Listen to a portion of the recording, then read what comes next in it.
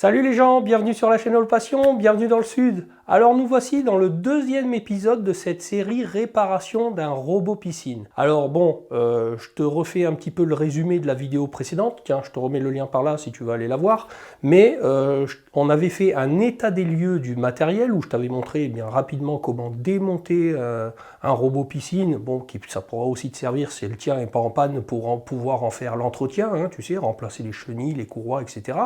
Mais on était allé jusqu'au bout du démontage, jusqu'à l'intérieur du bloc moteur qui compose ce robot, eh bien pour aller voir un peu si les moteurs étaient, comment ils étaient constitués, en quelle tension ils étaient alimentés. Moi en l'occurrence, j'ai vu qu'en 24 volts, on pouvait les alimenter, même si la tension de commande d'origine du boîtier de commande extérieur sortait du 28 volts. Et d'ailleurs, si tu me suis sur mon Insta, j'ai même mesuré 29 volts. Bon, est-ce que c'est aussi pour pallier à une chute de tension du câble qu'il peut y avoir jusqu'au robot? On verra ça plus tard, je serai toujours à temps, moi, après, de pouvoir augmenter cette tension, le cas échéant. En tout cas, dans un premier temps, j'essaierai en 24 volts. Donc dans ce premier épisode, on a fait un état des lieux, et puis je t'ai montré au final que moi, j'avais supprimé aussi la carte électronique qui était à l'intérieur de ce coffre qui englobait les deux moteurs de ce robot, pour les relier directement au pôle où arrivait le câble dans ce boîtier étanche.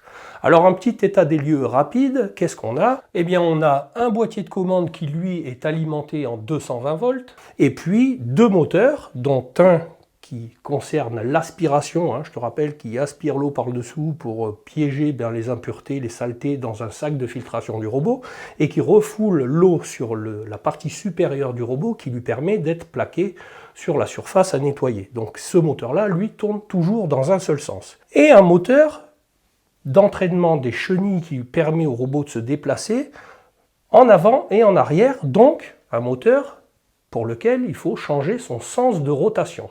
Alors déjà, moi je t'ai dit que j'allais supprimer toutes les cartes électroniques qui étaient contenues à la fois dans le boîtier de commande et à la fois dans le bloc moteur du robot, hein, ce que j'ai fait, parce que mon souci vient, hein, je te rappelle un peu le problème que moi j'ai sur mon robot, c'est que quand je le mets dans l'eau, que je lance le cycle, et il marche 30 secondes, 5 minutes, 2 minutes, et puis il s'arrête en milieu de cycle, on ne sait pas pourquoi.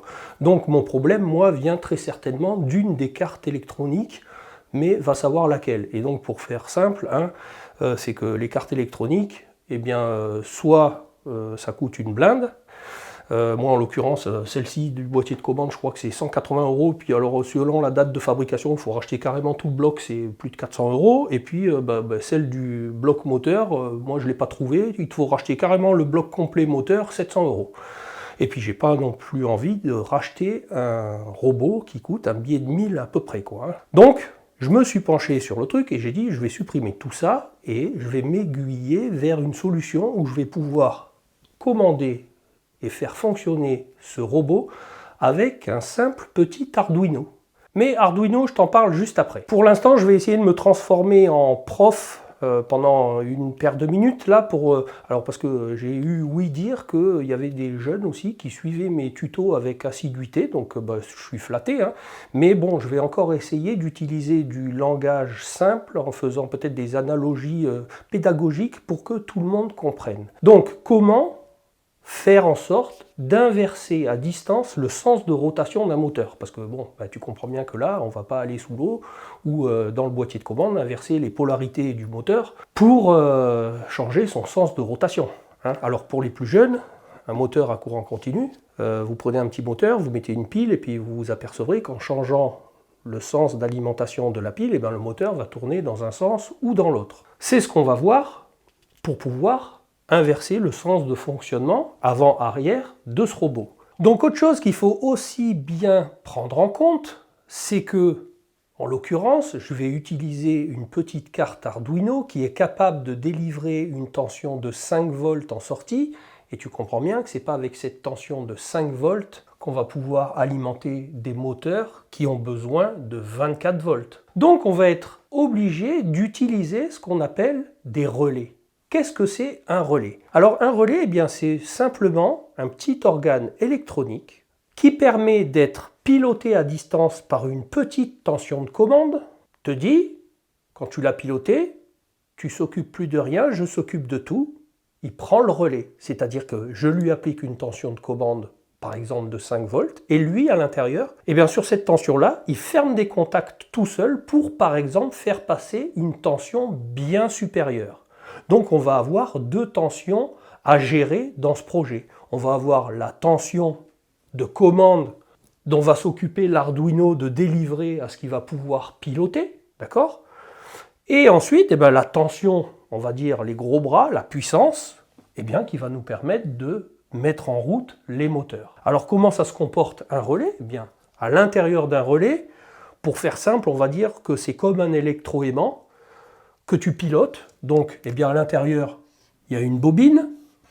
Cette bobine, on va dire qu'elle est pilotée par le cerveau qui est ici. On va dire que c'est piloté en 5 volts. Hein. Donc, on va dire du plus et du moins, qui vient d'ici. Et cette bobine, quand elle se colle à l'intérieur, eh bien, elle entraîne des contacts.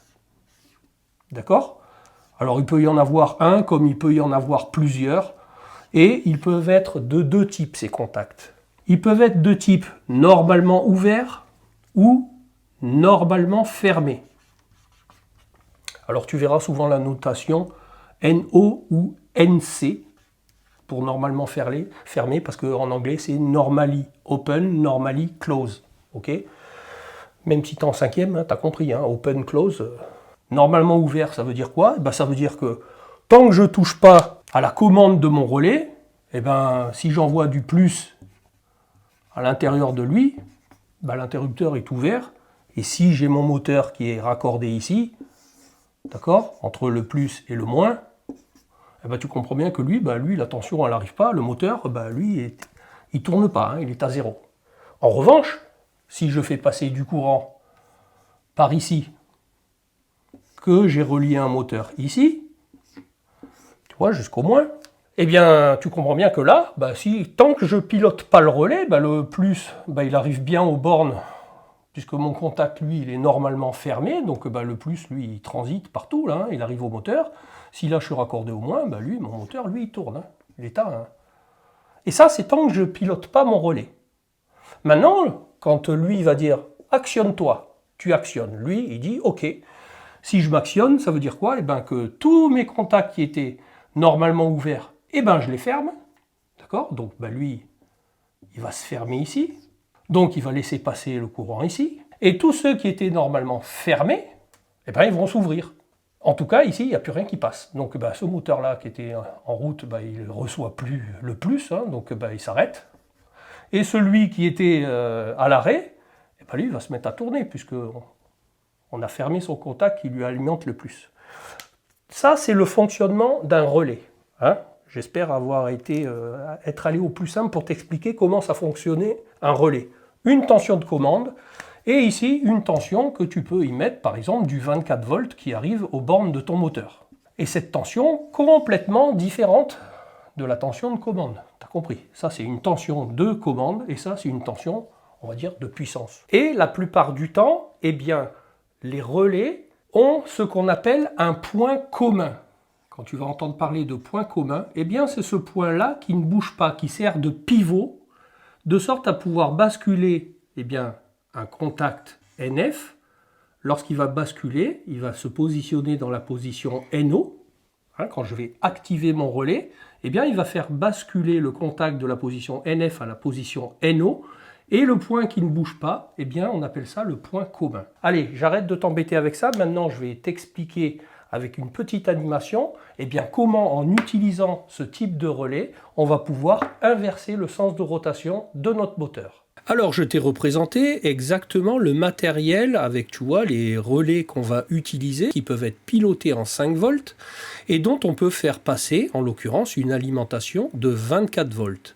Alors, j'ai schématisé volontairement en dessous, tu vois, le contact NO qu'on va pouvoir raccorder ici, sur son bornier de raccordement, le contact NF ici, et ici, il s'agit du point commun. Alors tu vois, simplement, on raccordera le signal de pilotage depuis notre commande en 5 volts pour pouvoir piloter notre bobine de chacun des deux relais.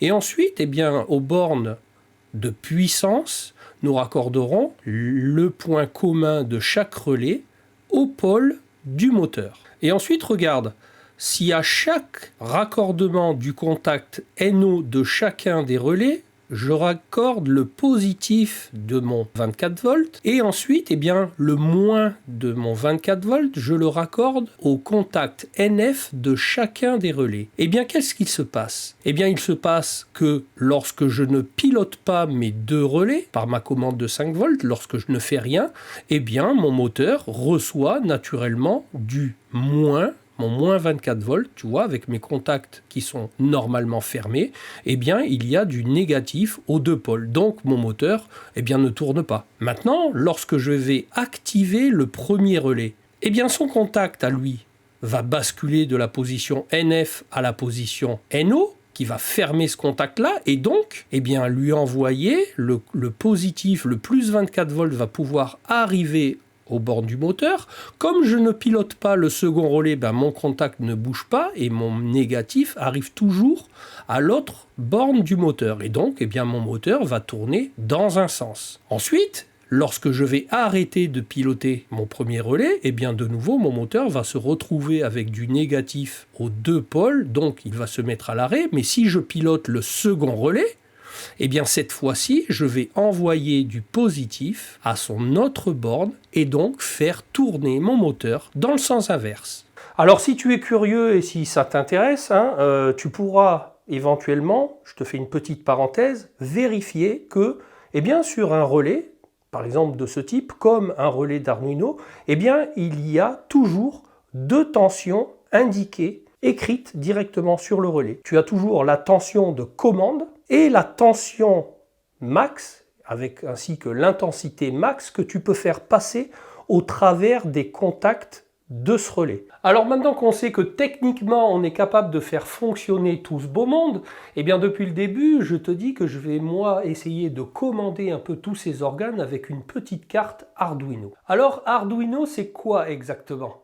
Arduino, moi j'en entends parler depuis de nombreuses années, mais il m'a fallu ce projet pour approfondir le sujet et c'est ce que je veux partager avec toi. Alors une carte Arduino, c'est ça. Alors il en existe plusieurs modèles, une beaucoup plus petite qui s'appelle la Nano. Ça, c'est une carte Arduino Uno et il y a un plus gros modèle qui s'appelle la Mega. Et selon l'ampleur du projet avec la réalisation que ça comporte, il faudra associer la carte en fonction du projet. Alors moi, comme je débute dans le domaine, je me suis fié à ce que j'ai pu lire ou quoi, et j'ai fait l'acquisition d'une carte Arduino Uno. Alors, très certainement, par rapport à ce projet, elle est peut-être surdimensionnée. Bon, on parle d'une carte Arduino qui coûte 20 €. Alors rapidement, l'avantage avec Arduino, c'est que c'est un équipement qui est dans le domaine public, donc il n'y a pas de marque à proprement parler qui fabrique des Arduino. Plein de constructeurs vont pouvoir en faire parce que les plans de fabrication sont libres de droit. Alors les créateurs de cette petite chose, ils ont permis que beaucoup d'entreprises puissent le fabriquer. Tout est gratuit avec Arduino. Quand tu vas sur le site d'Arduino, tu peux télécharger la version IDE qu'on appelle, c'est-à-dire ce qui va te permettre, l'interface qui va te permettre de le programmer. Alors, moi, comme je suis débutant, tu sais, ce que j'ai fait, j'ai commandé un kit sur Amazon. Je te mettrai le lien dans la description, où à l'intérieur, c'est une petite mallette où il y a un Arduino Uno avec plein de petits fils, des petits composants. Pourquoi? Parce que, je ne sais pas si tu te souviens, mais à l'époque, moi, quand j'étais jeune, il y avait un jeu pour apprendre l'électronique facilement, où tu avais une petite platine d'essai, tu branchais des fils, un interrupteur, et puis tu faisais allumer une lampe, tu faisais tourner un moteur. Et c'était passionnant. Bon, si tu as des ados, toi, en manque de création, ou qui ont envie, et puis tu sais que les ados, maintenant, eux, en une semaine, ils savent mieux faire tourner ton PC que toi en 10 ans.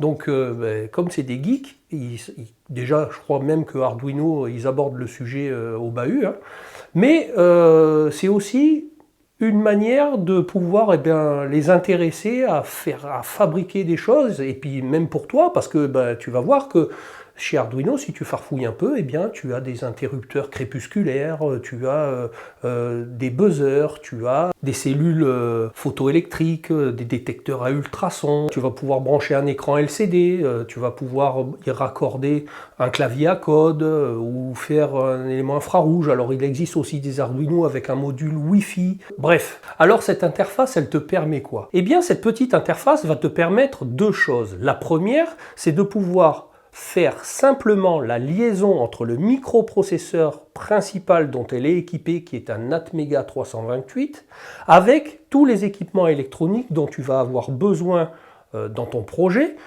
au travers de petites pinoches de raccordement que tu vas pouvoir utiliser simplement en branchant des fils dessus sur ta platine DC pour la relier directement à tous tes petits organes électroniques, hein, interrupteurs, LED, relais, etc. Et la deuxième chose, eh bien, ça va être de pouvoir simplement programmer ce microprocesseur au travers du port USB directement sur ton PC pour pouvoir injecter ce programme dans ce microprocesseur et pour pouvoir réaliser les fonctions que tu souhaites en fonction de tout ce que tu auras raccordé. Alors, dans notre projet, de quoi concrètement on va avoir besoin? Eh bien, on va avoir notre petite platine Arduino. Pour lancer le cycle, je vais utiliser, moi, un bouton poussoir. De même que si j'ai envie d'arrêter le cycle, je vais utiliser un second bouton poussoir. Et puis, lorsque je ne fais rien ou que le cycle est terminé, ben, j'ai envie de faire afficher, de faire éclairer une LED rouge, par exemple. Et puis, lorsque le cycle est en marche, eh ben, j'aurai envie qu'il m'éclaire une LED verte.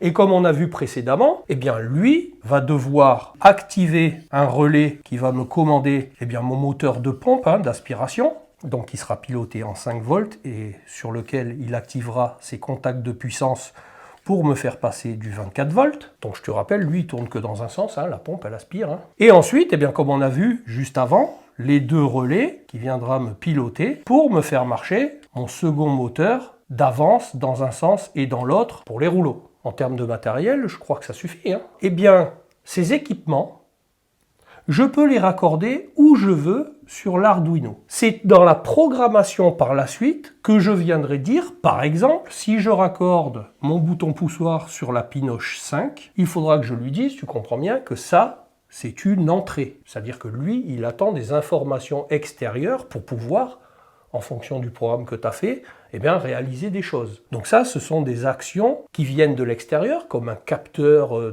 d'humidité, un capteur de température, un capteur de luminosité. Eh bien, tout ça, ça va être des données d'entrée pour lui. Donc, il faudra déclarer dans son programme que ça, les endroits où tu les auras raccordés, eh bien, déclarer que la pinoche, par exemple 8, où on aura raccordé le bouton poussoir de mise en route, eh bien que la pinoche 8, c'est une entrée. Alors de même, en entrée, je vais avoir le deuxième bouton poussoir. Lui, quand je vais vouloir arrêter mon cycle, eh bien, il faudra lui dire que telle pinoche, ça a telle action. Donc pour lui, ce sera aussi une entrée. Et puis le reste, eh bien, ce sont toutes des sorties. C'est-à-dire que pour lui, je ne fais rien, eh bien, il active la sortie pour allumer la LED rouge. Il active la sortie pour allumer la LED verte. Tu as le loisir de raccorder les LED où ça t'arrange sur les pinoches.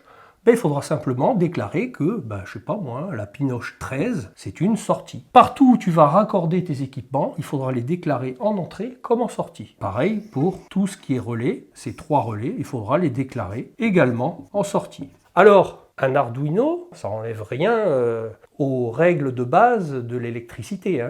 U égale RI, ok? Parce que si tu branches une LED qui est prévue de fonctionner en 3,5 volts sur une pile de 12 volts, elle va marcher, mais pendant pas longtemps. Tu vas la griller. C'est dommage. Donc en fonction des LED que tu mettras, il faudra bien entendu mettre une petite résistance, comme d'habitude, selon les caractéristiques de la LED. Après le reste, un bouton poussoir, ça va être juste une impulsion qui va prendre en compte. Ça, on sait que c'est des relais en 5 volts, parce que moi je prends des relais qui fonctionnent avec Arduino. Bien s'assurer, comme je t'ai indiqué avant, de la tension admissible en sortie sur ces contacts de puissance. Sur ces relais-là, je crois qu'ils peuvent prendre max 28 volts en continu. Ça tombe bien, moi je vais y faire passer du 24. Et puis même s'il faut monter à 28, je sais que ça fonctionnera. Pour la partie programmation, pareil, ça ne va pas être des bien plus compliqués, hein. On va dire ce qu'on s'est dit jusqu'à maintenant, c'est-à-dire que lorsque j'appuie sur mon bouton de lancement de cycle, eh bien, je veux que ça m'affiche la LED verte, que ça m'active ensuite eh bien, le relais qui va me faire démarrer ma pompe. On le fera patienter 5-6 secondes, histoire de se dire que le robot descend bien au fond de l'eau avant de commencer à lancer le fonctionnement du moteur dans un sens pendant un certain temps. On le fera fonctionner selon un temps aléatoire. Et puis on lui dira de s'arrêter un court instant pour repasser par un petit état zéro des deux relais, une fraction de seconde, hein, peut-être une seconde ou une demi-seconde. Et puis on dira maintenant que tu actives l'autre relais pour le faire marcher dans l'autre sens. Et cette boucle de fonctionnement, tu vas la faire pendant un certain temps. Et une fois que ce sera fini, que tu auras fini cette boucle-là, tu viendras m'afficher la LED rouge pour me dire que le cycle est fini. Et entre-temps, si j'ai envie d'arrêter mon cycle parce que je trouve que c'est assez propre et que lui, il est toujours en fonctionnement, je viendrai appuyer sur mon second bouton qui viendra m'arrêter le cycle. Et donc, cycle à l'arrêt, la seule chose que je veux voir, c'est aucun de mes relais actifs et la LED rouge allumée. Et bien, cette partie programmation, je te propose qu'on l'aborde dans la prochaine vidéo. J'espère que je t'ai pas trop saoulé avec la partie théorique de cette vidéo, mais qui était néanmoins nécessaire. Alors j'espère te l'avoir expliqué d'une manière simple et que ça a été efficace. Dans la prochaine vidéo, on abordera la partie programmation de cet Arduino et tu verras que de nouveau, je te l'expliquerai de manière simple telle que moi je l'ai comprise. Et tu verras qu'il n'y a rien de compliqué. Dans la description, je te mets tout ce que moi j'ai acheté pour me lancer dans cette aventure de l'Arduino. Et puis comme d'habitude, écoute, si tu as aimé le contenu de cette vidéo, je compte sur toi pour me le témoigner, à me le dire dans les commentaires, à partager la vidéo sur tous tes réseaux. Ça m'aidera à faire grossir la chaîne. Et puis tu peux me suivre sur Instagram. Tu peux aussi t'abonner à la chaîne si ce n'est pas déjà fait. Et puis surtout d'activer la cloche avec toutes les notifs pour pas manquer la sortie de mes prochaines vidéos. Tu peux aussi aller checker mes anciennes vidéos, tu pourras trouver ça utile, divertissant, enrichissant. Et puis moi je te dis à bientôt pour une prochaine vidéo. Allez, salut les gens!